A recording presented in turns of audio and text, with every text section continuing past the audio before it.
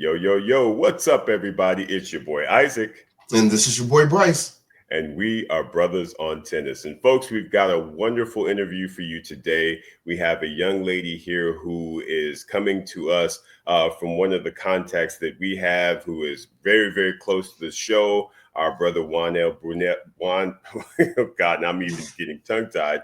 But Bryce, I'll hand it over to you. We'll do a full introduction and we'll dive right into this interview. Right. And where you were going is Wandell Bruner, who is one of our favorite coaches. We were talking to him, I don't know, maybe about a month ago.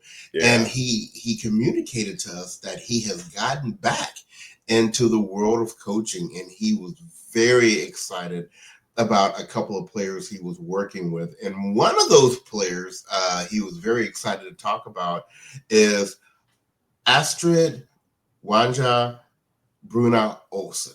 We're going to just call her Astrid for the rest of the interview. But yet she's been doing big things. Coming up the WTA rankings, she's cracked the top 500. I believe she's the number 2 ranked player on the ITF tour at the moment. Spent some time at University of Washington, and we want to learn as much as we can about Astrid, as well as hearing, what is life like on the kind of ITF tour versus the WA tour, and get that whole experience. So all that being said, we welcome Astrid to Brothers on Tennis. Welcome, Astrid. Thank you so much. I'm very excited, and thank you so much for having me. I'm happy that Juan could connect me with you guys, and yeah, let's do it. I do want to just add one thing for those that are watching the interview. Astrid is conducting this interview from Norway, so there may be a little bit of a delay between when we ask a question and when you hear her answer. So we just want to make sure that is not your computer. That's just a little bit of the latency between us and Norway, but everything is fine. Isaac, I turn it over to you.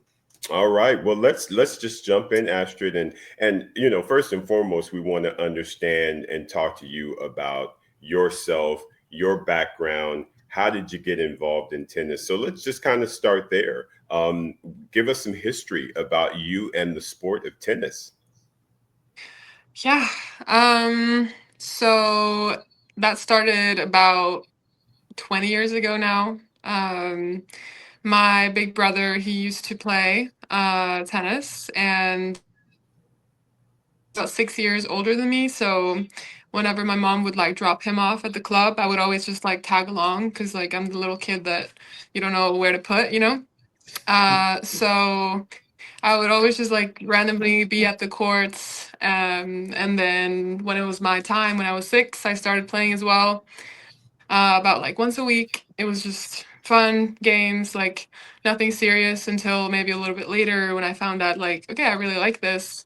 And I'm not that bad at it, so why not like try to play more? And eventually I started playing more. I ended up playing a lot of junior tennis. I competed in a lot of countries when I was younger. I grew up playing at this amazing club in Norway. And I was so lucky to have 2 amazing coaches that really just facilitated a great community with me and my friends who were just like kids playing, hanging out, having a good time. So it made me want to be at the courts a lot, just because it was such a great atmosphere. So I think that also contributed to like why I like the sport so much, just because of the people. Um, and then, yeah, what happened? I was playing a lot of junior tennis, doing pretty well. I played the Grand Slams there, which was an amazing experience. And then I ended up going to college about a year after I finished high school. I started at Pepperdine University, which was an amazing time, beautiful campus. I learned a lot, and then I ended up transferring to University of Washington, which I had a great time there. I really, really loved my coaches. I loved the team, and I spent 3 years there, and then I graduated last year. And I've been on the tour since then. So yeah, I guess that brings us here. So, question, still kind of going back to when you first started playing. So, you're there with your brother, you're with your family, it's a family thing, but at a certain point, your individual drive starts to kick in, and you have like your own individual role models. So, who were some of those maybe men and women tennis players that you looked up to, or you wanted to maybe emulate parts of their game? Those players on the professional tour that were inspirations to you? Yeah, it's funny because my mom, like, she doesn't like watching TV, but she loves to watch tennis. So we always just have tennis in the background whenever the slams were on or other tournaments. I loved watching Serena. I loved watching Venus. Those were just like role models that I had. They're unbelievable, and like I look up to them to this day. I also watch a lot of Rafa. I'm a big Rafa fan, so those people so inspiring. Hopefully, I can. I mean, none of them are playing. Maybe Venus is still playing, but yeah, I want to be able to compete at that level as well. So that's what I'm here doing. Excellent, excellent. And Astrid, you kind of mentioned that you played a lot of junior tennis as well. And so I'm curious to understand from you, just with all of the things traveling wise, and you're, a young person, you're going, to all these different junior tournaments. Talk to us about what life was like. How did you balance your schoolwork, and how was your interactions as a junior coming up through the tennis ranks? Um, I think it was a little bit simpler in a way because you're so young and like tennis is all you know, and then obviously you're doing school. And I was lucky to grow up with one of my best friends, and she also played tennis at the same like tournaments as me. So we would really just like travel the world together a lot. So we trained together in the same club, and then we would go on all these like trips to go compete, and just having somebody to both like practice with and also kind of compete with, I think helped both of us to really like grow as players. And also it helped uh, to not get lonely. It helped to just have company. It helped to just like remain kind of like kids, even though we were doing like professional, or we weren't professionals back then, but like playing tennis at a high level. And yeah, I really loved my junior time. I was just like focused on playing tennis and finish most of my homework, or like um, I I was able to go to a sports high school, so they would have a lot of understanding for traveling and stuff like that. I was required to be like when I was home. Obviously, I had to attend school, but then when I was out traveling or needed to go to tournaments, I was allowed to do that and just like stay updated on what was going on like in school, and then it was all good. I just had to be at like the exams and stuff. Um, Okay. so yeah. Well, apparently in your junior career, you had results that were very promising and were pointing you in the direction to a professional career. We've talked to several other players in the past about when they get to that point when they're playing juniors and they make a decision of whether do I go directly to the pros or do I go the collegiate route. Clearly, you made the decision to go the collegiate route. Can you talk us through, what were the things you considered and what ultimately made you make that decision to go the collegiate route before going pro? Yeah. Um, well, my tennis dream became pretty it became pretty clear that I wanted to be like the big dog, and I wanted to play the slams, and I wanted to go after my dreams. And so in Norway, and I guess in a lot of other countries too, going to college, um, it kind of meant that you took that dream away. So that was the whole notion in that country, that like if you go to college, you will never reach your dreams, or it's going to be way more difficult. So that's kind of like the information that I was fed when I was younger, which is kind of sad because I think like going to college has been one of the greatest thing that I did for my tennis and like me as a person. Um, so yeah, I was struggling a lot with making that decision to go to college because like I heard like great things from coaches and recruiters that wanted to recruit me. They were like, "Yeah, this is the best thing ever." And I was like, "You sure?" But then I went on a visit to Pepperdine, and I got to know the coaches, and I knew some of the players, and who became or become really good friends with after. So yeah, I was like, I think I'm gonna do this. And one thing that I didn't mention was that I got an injury, which kind of set me back. So right after, or like at the end of my last junior year, I got this like bone growth in my foot and I needed surgery and everything. So that took about a year. And all of that put me kind of back. And I don't know, funding and stuff was more difficult when you were not a junior anymore. So I was like, I don't know if I have the resources to support my pro career right now. And like, there's no it's going to go. So I thought the more secure option would just to be going to college. And yeah, I'm very glad that I did.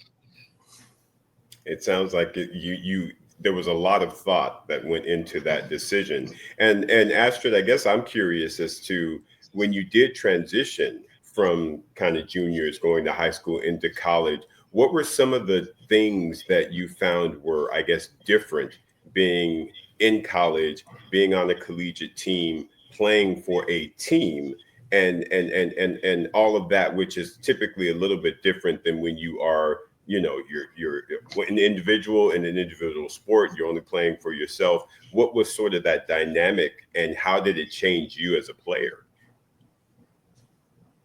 Hmm, good question. I think that the way that I grew up, like being in that club where I played a lot of tennis with my best friend, and there were other players there too, and we became sort of like not like a college team or anything, but we were definitely a team. We were always just there supporting each other.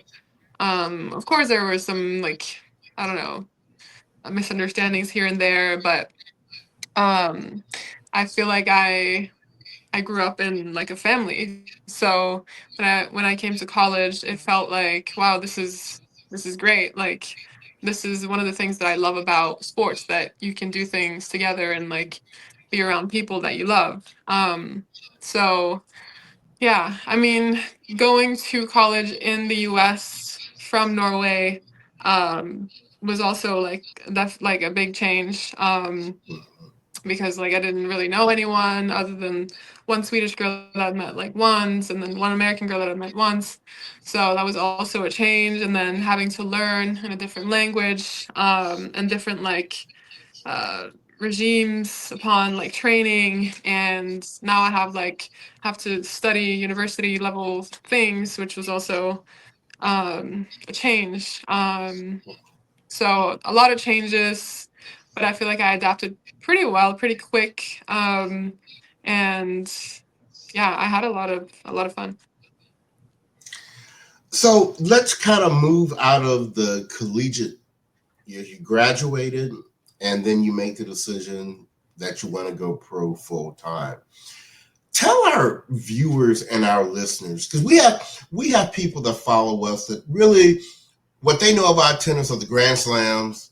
They probably start watching about at the quarterfinal stage, and they don't understand the depth of the whole professional tour. I mean, there's a lot that's happening before you get to a main draw of a Grand Slam. Kind of educate our listeners and viewers on, you know, the other part of the tour when you're working to get up to the main draw of these big tournaments? Yeah. It's funny because I was just in Croatia Bowl, I think about a month ago, playing a tournament. And we stayed at like a resort. And there was a British family there that happened to sit next to us. And then they asked us like, "Are you guys tennis players?" And I was just like, "Yes." And then they asked us like, "Oh, like, are you professional tennis players? Like what we see on TV?" I'm like, "Yeah, it's like in the same rankings." And they were so shocked that like this is another tournament that connects to like WTA and ATP because all they saw was, the Grand Slams and the big tournaments. But this is also a part of like the whole sport, but it's not as like advertised. It's kind of like for the main or the general people, it's kind of in the shadow of things. So we had to explain that to them, like everything. But yeah, basically, I've been playing a lot of ITF tournaments, which is basically like the step to get up to the WTA tour.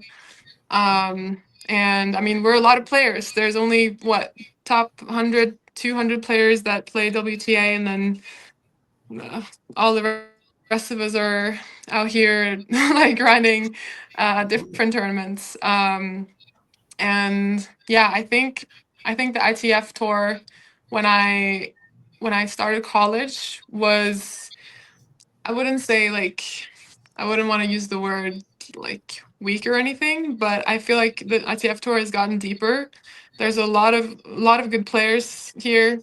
And I think like it's just as competitive as the higher level tournaments. It's just that like top 100, there's only 100 people that can be top 100, right? Because it's like math. So, but I think that like skill wise, more people deserve to be ranked that high or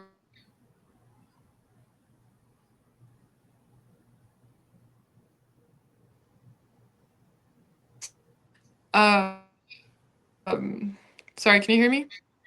Yeah, you went out for a second, Yeah. but there you're back. Yeah. There we go. Okay. Okay, yeah.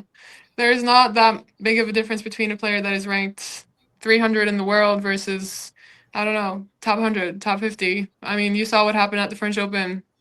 This Right. French girl that was ranked 360 something reaches the semis. Like, just proves that, I mean, it's just very, very tiny differences. And so I've been doing this for a year now, and I know a lot of players that have been doing it for longer. Um, and yeah, it's really, really tough to break through from ITFs to WTA or from like the Challenger Tour to ATP. I think just because of the way that the point system is structured. But I definitely see great tennis everywhere I go, and like you just have to keep going, keep believing, and just stay out there, hang out there, and you never know when your chance is going to pop up, and just stay ready to take it. But yeah, it's definitely, I think it's all about perspective, like sure you can call it a grind, you could call it like tough, you could call it like all of those things because all you want to do is like play these bigger tournaments. But I mean, every tournament is a big tournament, is a chance to like win it, right? So go win it. And it's also like, I mean, you're able to play the sport that you love and chase after your dreams. So not everyone is able to do that. So I'm like really grateful no matter where I end up with this. I'm just, yeah, I'm trying to take day by day and like do what I can to reach my dreams. That is definitely the right approach to take. That is for Right. sure. And of course, we want to give a shout out again to our brother Wandell for introducing us to you. And I guess what I'm curious about, Astrid, is how did your paths cross? How did you and Wandell end up connecting and forming a relationship? And tell us that story, if you will. Yeah. Um so last year, 2024, I was at a tournament in Finland. And I met him there like briefly. I remember like just walking past him and just being like, hey. And he was like, hey. And then we didn't really speak much that tournament. But fast forward to this year, I played another tournament in Finland. And then we actually started like talking, and he was like, I'll come watch your match and support you if you let me. And I was like, yeah, sure. Like, why not? Like, come watch me. And then he watched me, and then we did like a session afterwards to work on some things. And I thought he was really good at what he did. So we kept in touch, and he wants to support me and wants to help me improve and get better. And then a couple of weeks after that, again, I played another tournament in Finland, and he came to actually coach me for that week, which which was a great week, and we learned a lot about each other, and we're able to kind of, I don't know, jot down some things that I need to improve. And yeah, he's been following me, and we're talking, and he's helped. Yeah, I'm really grateful that I met him. Awesome. One of the things he told me about you when we were talking was how you were coming up the rankings. And not to put any pressure on you or anything, but do you have like any goals that you are willing to share, like potentially what you would like to be ranked maybe on the WTA tour by the end of this year or going into next year? Do you have any kind of goals like that are already set for yourself? Yeah, I try to focus on tennis goals mostly, like what do I want to improve on court, but I also have some like goals, ranking goals written down. Mhm. And I mean, I've broke top 500 in doubles, and I want to break top 500 in singles as well. And I think that's very attainable. And that's the goal that I set for myself at the like beginning of this year. So yeah, I'm going for that, and then just staying like urgent but also patient, because it can take time. Obviously, you wouldn't want it to take time. Like, you want it to happen now. Like, as humans, we're like now, but we Right. got to stay patient and be ready for whatever comes my way. I love that mindset. I love the urgency but patience. That is definitely Um, wise words from a young lady. And I just have something that I'm more curious about than anything. And it was basically the fact that you have a brother that's now 6 years older than you, that started you in the game. Have you all played, and when did you start beating him? Is what I kind of want to understand.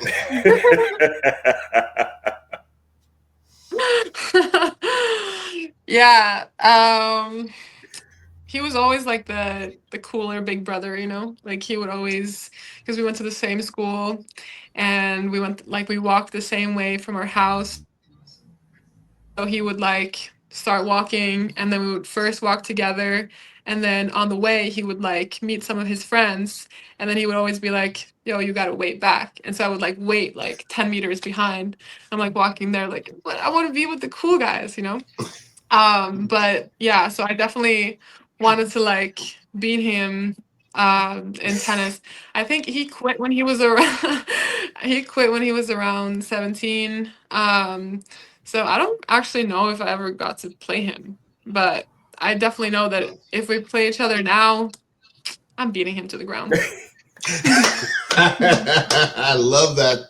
The beat down. Hmm. Okay. Well, look, and I want to go someplace else as well. So I was watching an interview that you did, I think, with someone on your University of Washington team. And I just want to say, when they asked, who would you want to play you in the movie? And you said Alicia Keys. I already had that in my mind. When I saw it, I was like, Alicia Keys, yes, you definitely have that look. But I want to ask you some other things so we get a chance to know you. So, one of the things about Brothers on Tennis is, yeah, we're big about tennis, but we're also very big about music. And since you brought up Alicia Keys, I want to know who are you listening to in your headphones. Who do you play? Who gets you motivated and excited musically? Oh my gosh, I love music. I love the topic of music. Are you talking like right now or in general or what's Whatever you want to share. whatever I want to share? You Mm-hmm. know, I I'm gonna play piano in a wedding coming up in about 2 weeks. So I have like 3 songs that I need to like learn. Um, and I've been listening to them just like on repeat just to like get them, in my system. And one of them is I Want to Dance with Somebody, Whitney Houston, like classic banger. But yeah, that's not really what I listen to like when I'm playing games and stuff. So yeah, I guess anything Beyonce gets me hyped always. Um, I've been listening to Tyler the Creator, just to like hype me up. A lot of Afrobeat dance hall music. I I mean, I play piano so I can listen to classical if I'm feeling like stressed or whatever, just to like find peace.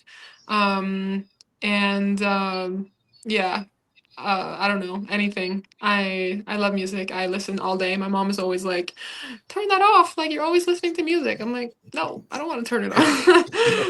But yeah. Okay, first and foremost, the fact that you said that Whitney Houston classic banger, that's what's up right there. And secondly, I'm a Yeah. singer, even though you can't tell right now, and I need a piano player. So if we ever hook up, I'm gonna have to hire you. How about that? Mhm. We can go do Mhm. some gigs. But no, I Yeah, think for that real. is I got so. you. There you go. I think that is awesome, awesome, Astrid. The fact that again, combining your love for music, the fact that you're playing the piano with your sport. I mean, you always got to have that kind of balance, and it's great to see and hear that you have that as it relates to music. Because, like Bryce said, he and I are both big music fans. So yeah, love that, love that, love that. So, Astrid, is there anything else kind of going on with you that you want to kind of share with our listeners and viewers? I mean, we've talked about your tennis, we've talked about, your route getting to the pro level. Anything else that you're interested in sharing? So I mean, thanks for the invite to share anything. Yeah, I mean, finding a balance is something that I've been like thinking about a lot recently. Because, you know, big dreams, big goals require a lot of work. And so to just like try to find some things outside of the work that, calms you down or centers you or whatever you want, like has been the theme recently, and not like um overworking yourself, because yeah, that tends to get a little easy for me, I guess. So yeah, I don't know. Do you have any advice what you can do to just like disconnect? What do you guys do? Well, I'll speak for myself. I'm very much like you. I'm into music. So for me, anytime I get stressed, if it's the job or even honestly, if it family stuff, it doesn't even matter. To me, I always steer right to music because music is my happy place. It's what allows me to have a level of balance, a level of calm. You can listen to lots of different variations. Like you say, you mentioned classical. I love classical music. I love listening to just piano. I love listening to opera. I love, it's just depending on where your head is and what space you're in.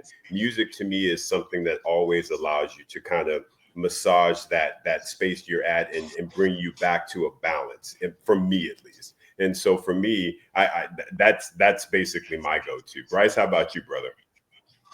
I would say ditto on the music, but I would also add a couple of things for me. I have the greatest dog alive. And so whenever I'm kind of feeling it, I can just look at him and play with him and know that, whatever it is isn't that serious. But also, I really love to cook, which The bad part of that is then that makes me like to eat. But I really enjoy cooking, and I love getting in the kitchen and making a big meal and trying out new things. So it would be between the music, the cooking, and the dog, which now that I listen to that, that sounds kind of bad. but that's what I do for sure. There you go. Yeah. So, Thanks for answering. well, yeah. Oh, love it. And you know what? What I appreciate is, Isaac, we've done, I don't know how many interviews over the years. How many times have the person we've interviewed asked us a question? I think this was the first, isn't it? Right. Might be. Seriously. So, yeah. Really? So I appreciate that. Wow. Well, I tell you what. That's a bit shocking. You are yeah, but see, you have that personality. I can tell already that you could be someone in media or on stage, or you have that kind of presence. That's what's coming through. Do you feel that, Isaac? I do. Absolutely. Absolutely. Yeah. So I don't know that, we may initially know you via tennis, but one day we may know you as something else. So you heard it here first. There you go. Well, look, you are officially on our radar now. We're going to be following your results. We're going to make sure that our BOT fam knows who you are. And, maybe later in the year, we can reach back out to you and check on you and see how you've progressed against those goals you set for yourself. Yeah, that sounds good. Let's catch up in a couple months or something. Sounds great. So, Isaac, final words? No, Astrid, it was just a pleasure. Pleasure having you on the show. Pleasure meeting you. And we just wish you all the best of luck, best of fortune. Like Bryce said, you're a fantastic young lady. You've got a great head on your shoulders. So it's hard for me to see anything getting in the way of you making and reaching your goals. So like you said, be hungry, be patient, because that's what it takes, especially on the tennis courts. And you've got that. So very proud of you, and keep doing what you're doing. Absolutely. And give Wandell hell.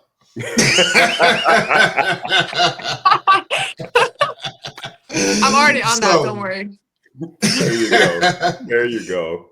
Everyone, this has been Astrid. Thank you so much. And on behalf of the podcast, this has been your boy Bryce. And this is your boy Isaac. And we are Brothers on Tennis. Everyone, be well.